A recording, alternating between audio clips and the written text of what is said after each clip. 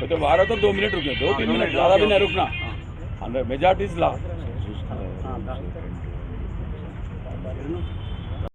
నువ్వు రా అంటున్నా ఈరోజు వికారాబాద్ నువ్వు రా అంటున్నా. శివులపల్లి గ్రౌండ్స్ లోపల జల్దీ రా.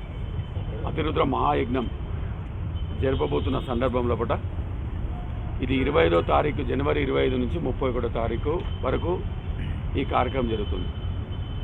ఇది మొత్తం కూడా ఆధ్యాత్మిక సేవా మండలి ఆధ్వర్యంలో పట ఈ ఆధ్యాత్మిక సేవా మండలి అనేది గత 15-16 సంవత్సరాల నుంచి వికారాబాద్లో పట ప్రతి సంవత్సరం కూడా ఈ కార్యక్రమాలు జరుపుకున్న సందర్భంలో పట మనందరికీ కూడా తెలుసు 22వ సంవత్సరంలో పట ఇక్కడ అతిరుద్ర మహాయజ్ఞం ఇదే గ్రౌండ్లో జరిగింది. అద్భుతంగా ప్రజలందరి హృదయాలను కలిసే విధంగా అందరూ కూడా భక్తి శ్రద్ధలతోటి ఈ కార్యక్రమాన్ని విజయవంతంగా చేసిన సందర్భంలో పట ఈసారి కూడా అంతకంటే అద్భుతమైన కార్యక్రమాన్ని అతిరుద్ర మహాయజ్ఞాన్ని ఆధ్యాత్మిక సేవా మండలితోటి ఈ ఆధ్యాత్మిక సేవా మండలి అనేది ఇక్కడ ప్రెసిడెంట్ సెక్రటరీ ఉన్నారు, అందరూ సమానమే, అందరి ఆధ్వర్యంలో పట ఇక్కడ పార్టీలు ఉండయి, కులాలు ఉండయి, మతాలు ఉండయి, ఏముండయి, అందరు కలిసి పనిచేసే సందర్భంలో పట ఇక్కడ ఈ సంవత్సరము 200 మంది వేద పండితులతోటి ఋత్వికులతోటి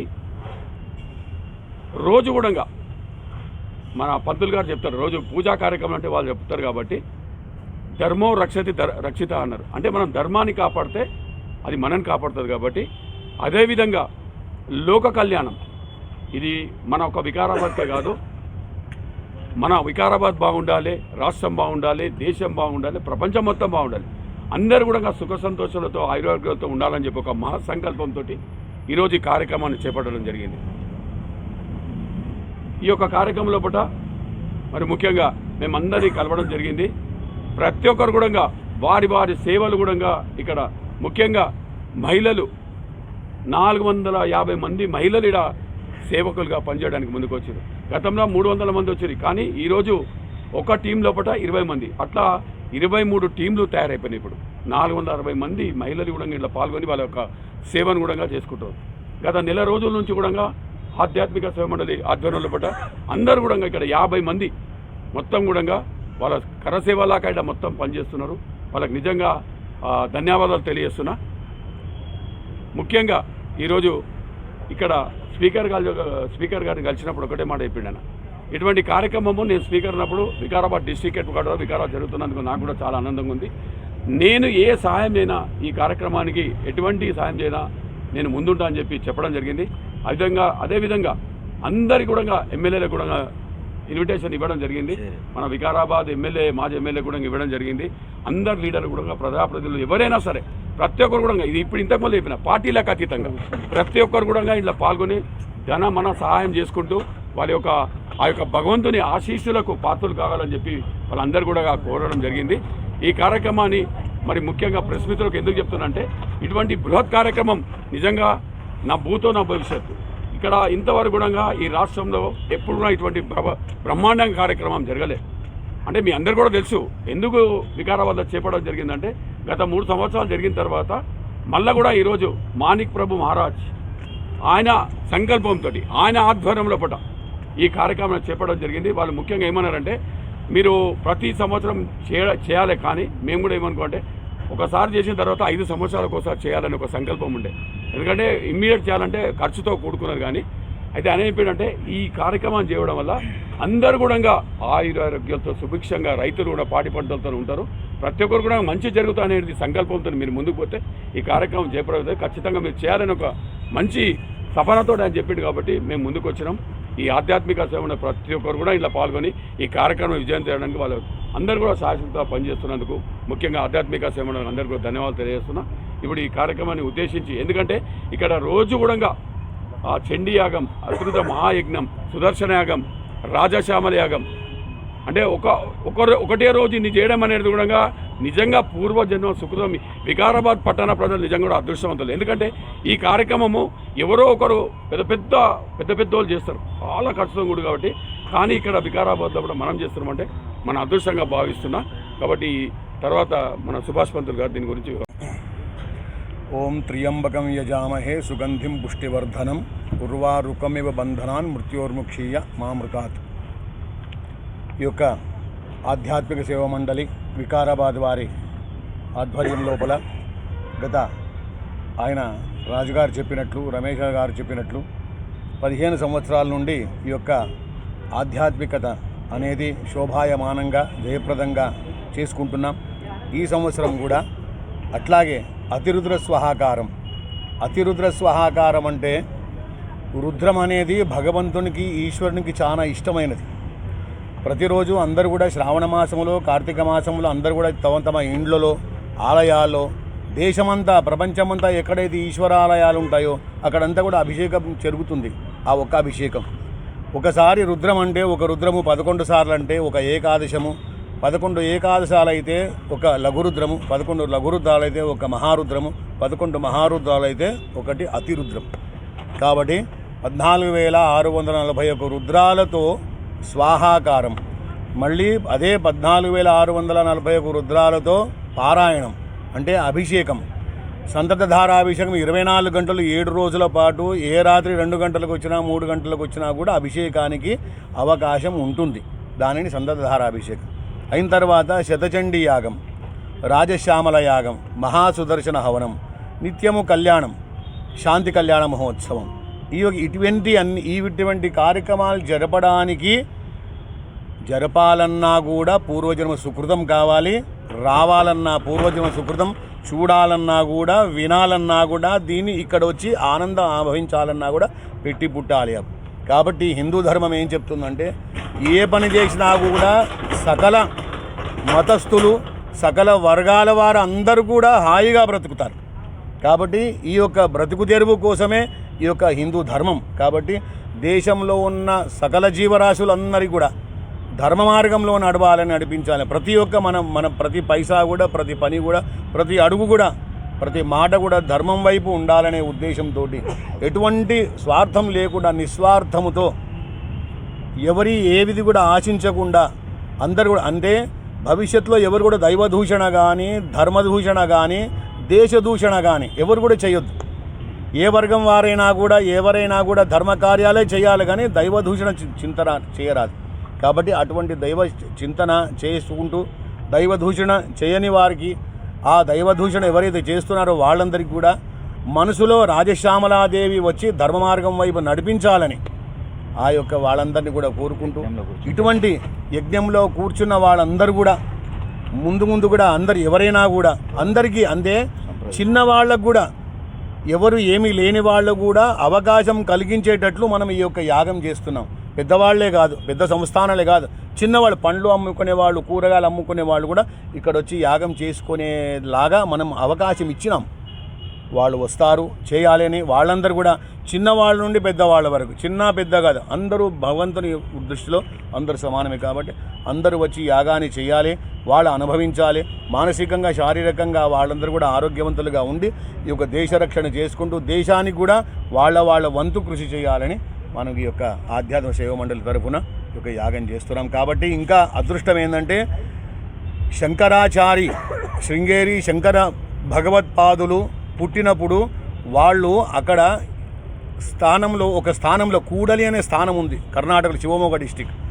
అందులో వాళ్ళు త్రివేణి సంగమం, తుంగ, భద్ర.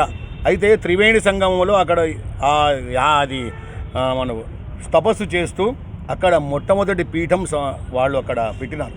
ఆ పీఠము వాళ్ళు ఇప్పుడు ఎవరైతే 72వ స్వామి, మహాస్వామి ఎవరైతే ఉన్నారో అభినవ శంకర భారతీ తీర్థస్వామి కూడా 30వ తారీఖు సాయంత్రం ఇక్కడ వెయిట్ చేసి పాదపూజ చేస్తాం.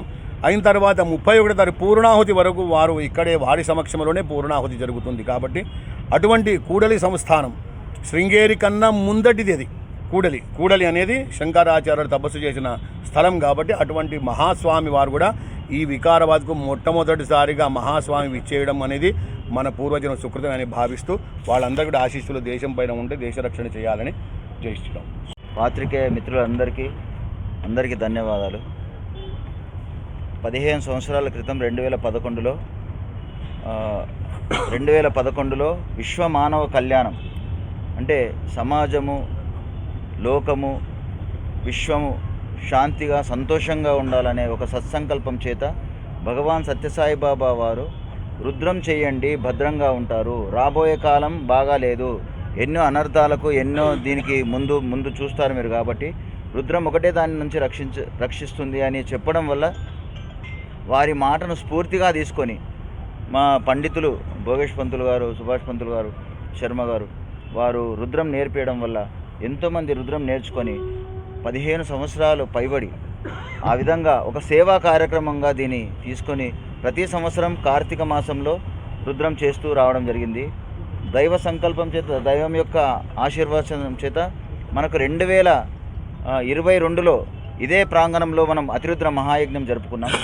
ఈసారి ఇంకా రెట్టింపు అయినటువంటి, అంటే ఇంకా ఎక్కువ సంఖ్యలో వేద పండితులు రావడం, ఇంకా పెద్ద యజ్ఞం జరగబోతుంది. అతిరుద్ర పారాయణంతో సహా అతిరుద్ర స్వాకారం అంటే రెండు రెట్లు ఎక్కువ పెరిగింది. కాబట్టి ఇటువంటి మహత్తరమైనటువంటి కార్యక్రమం చేపట్టడం అనేది చిన్న విషయం కాదు. పెద్ద పెద్ద సంస్థానాలు, పీఠాధిపతులు, కోటాను కోట్ల రూపాయలు ఉన్న వాళ్ళు మాత్రమే చేయగలిగేటటువంటి యజ్ఞం మన వికారాబాద్లో ప్రతి ఒక్కరి సహకారం చేత, కులాలకు మతాలకు అతీతంగా ప్రతి ఒక్కరూ ఈ కుల మతాలకు అతీతంగా ఇక్కడ ఈ ప్రాంగణంలో వచ్చి ఎంతోమంది సేవ చేస్తున్నారు మన వాళ్ళ అన్నదమ్ములందరూ. ఈ యజ్ఞం వల్ల ప్రకృతి మన యొక్క శబ్దం వల్ల, మన యొక్క చర్యల వల్ల ప్రకృతి నాశనం అవుతూ ఉంటుంది. ఆ ప్రకృతిని మళ్ళీ బ్యాలెన్స్ చేయాలన్నా, ప్రకృతి బాగా ఉండాలన్నా ఒక యజ్ఞం వల్లనే సాధ్యమవుతుంది. కాబట్టి అటువంటి మహత్తరమైన ప్రకృతి సేవ యజ్ఞం ద్వారా జరుగుతుంది. కాబట్టి మేమందరం సంకల్పించుకొని మనమందరం ఇటువంటి మంచి కార్యక్రమం చేయాలి. ఇందులో ఒక గుండు సూది మొనంతా కూడా స్వార్థం లేనటువంటి యజ్ఞం. ఇది ఏ విధంగా అయినా భావించవచ్చు, ఎవరైనా ఇది ఎందుకు చేస్తున్నారు మళ్ళీ ఏంటి అని భావించవచ్చు. కానీ మనము పుట్టినందుకు, జన్మ ఎత్తినందుకు ఈ దేశానికి కానీ, ఈ ప్రకృతికి కానీ, ఈ ప్రపంచానికి నా వంతు నేను ఏం చేయగలుగుతాని మా ఆధ్యాత్మిక సేవా మండలి సభ్యులందరూ, ఇక్కడ కూర్చున్న వాళ్ళు, ఇంకా తెర వెనుక పనిచేసే వాళ్ళు ఎన్నో వందల మంది ఉన్నారు. వాళ్ళందరూ సంకల్పించి ఇటువంటి మహత్తరమైన కార్యక్రమం ఎన్ని ఇబ్బందులు ఎదురైనా, ఎన్ని కష్టాలు ఎదురైనా మనం చేయాలన్నా అని చెప్పడం వల్ల ఈ కార్యక్రమాన్ని ముందుకు తీసుకెళ్తున్నాం. కాబట్టి మీరందరూ కూడా మీ సహాయ సహకారాలు అందించి ఇటువంటిది ప్రపంచవ్యాప్తంగా వెళ్ళి ఇంకెంతోమంది స్ఫూర్తిని పొంది ఇటువంటి మహత్తరమైనటువంటి కార్యక్రమాలు వాళ్ళు కూడా చేపట్టాలి, దీన్ని స్ఫూర్తిగా తీసుకొని అని అందరినీ ప్రార్థిస్తూ ధన్యవాదాలు. వాగర్థావివ సంపృక్తౌ వాగర్థ ప్రతిపత్తయే జగతః పితరౌ వందే పార్వతీ పరమేశ్వరౌ. గత 15 సంవత్సరాలుగా మిత్రులు చెప్పినట్టు ఆధ్యాత్మిక సేవా మండలి ఆధ్వర్యంలో మనం విశ్వ కళ్యాణం, విశ్వంలో ప్రతి ప్రాణి కూడా చల్లగా ఉండాలని నిస్వార్థంగా 15 సంవత్సరాల కాలం పర్యంతం కూడా 2002 సంవత్సరం కూడా అతిపెద్ద అతిరుద్ర మహాయాగం జరపడం జరిగింది. అదేవిధంగా మళ్ళీ స్వామి యొక్క ఆశీస్సులతో ఇప్పుడు అతిరుద్ర పారాయణ సంయుక్త అతిరుద్ర మహాయజ్ఞ సప్తాహ మహోత్సవం జరపడం అనేది మనం పూర్వజన్మ సుకృతం అని చెప్పి ఉన్నారు పండితులంతా కూడా. కాబట్టి ఇంతకుముందు చెప్పినట్టు ప్రకృతి ఇది వేదం యొక్క ఘోష కానీ, వేదం యొక్క స్వాహాకారం కానీ, ప్రకృతి యొక్క ప్రతి ప్రాణి కూడా సమతుల్యంగా ఉండాలి. కాబట్టి ప్రతి ప్రాణి కూడా దాని యొక్క మనుగడ సాగించినప్పుడే మనిషి మనుగడ కూడా ఆ విధంగా ఏర్పడుతుంది. కాబట్టి ఒకరికొకరు అని చెప్పేసి ఆ యొక్క సనాతన ధర్మం ఉదాత్తమైనటువంటి ధర్మం. కాబట్టి ప్రకృతిలో కుల మతాలకు కానీ రాజకీయాల అతీతంగా ఇటువంటి మహత్తర కార్యక్రమం ఉంటుంది. ఇటువంటి మహత్తర కార్యక్రమం అంటే పెద్ద కార్యక్రమం రాజసూయ వెనుకటి చేస్తూ ఉంటారు. రాజసూయ యాగం, అశ్వమేధ యాగం, పౌండరీక యాగం అని ఇవన్నీ కూడా పెద్ద పెద్ద యజ్ఞాలు. అవి కేవలం లోక కళ్యాణార్థం చేసేటటువంటి యజ్ఞాలే, ఎవరి స్వార్థంగా ఎవరికో ఇండివిజువల్గా చేసుకునేవి కావు. కాబట్టి ఇటువంటి కార్యక్రమాలు చేయాలంటే లోక కళ్యాణం కొరకే. కాబట్టి ఇటువంటి మహత్తర కార్యక్రమానికి మహనీయులు వస్తున్నారు. బర్దీపురం నుంచి అప్పగారని, అదేవిధంగా కెంపిన ఆలంపల్లి మఠం పీఠాధిపతులు, దుధని పీఠాధిపతులు చెన్న బసవప్ప గారు, అదేవిధంగా ఇంతకుముందు శృంగేరి పీఠాధిపతి గారు, ఇవందరూ కూడా మహనీయుల యొక్క ఆశీస్సులు ఇటువంటి బృహత్తర కార్యక్రమాలు ఉంటున్నాయి. కాబట్టి భక్తులందరూ కూడా తను మను ధనముగా సహకరించి అందరికీ కూడా ఎటువంటి ఇబ్బందులు లేకుండా ఉండాలని చేసేటటువంటి నిస్వార్థమైనటువంటి కార్యక్రమాలు అందరూ కూడా పాల్పంచుకొని ఆ పరమేశ్వరుని యొక్క అనుగ్రహాలను పొందాలని కోరుచు, అదేవిధంగా ఇంతకుముందు చెప్పినట్టు అతిరుద్ర స్వాహకారము, చతుర్వేద స్వాహకారం, 4 వేదాలకు సంబంధించినటువంటి మంత్రములతో ఇక్కడ స్వాహకారం జరుగుతుంది. ఆ స్వాహాకారంతో ఈ యొక్క ప్రపంచంలో ప్రతి ప్రాణి కూడా దాని యొక్క ఉనికిని చాటుకుంటుంది. కాబట్టి ఇటువంటి బృహత్ కార్యంలో అందరూ కూడా పాల్పంచుకొని ఆ పార్వతీ పరమేశ్వరుల అనుగ్రహాన్ని పొందాలని కోరుతున్నాం. ఓం నమః.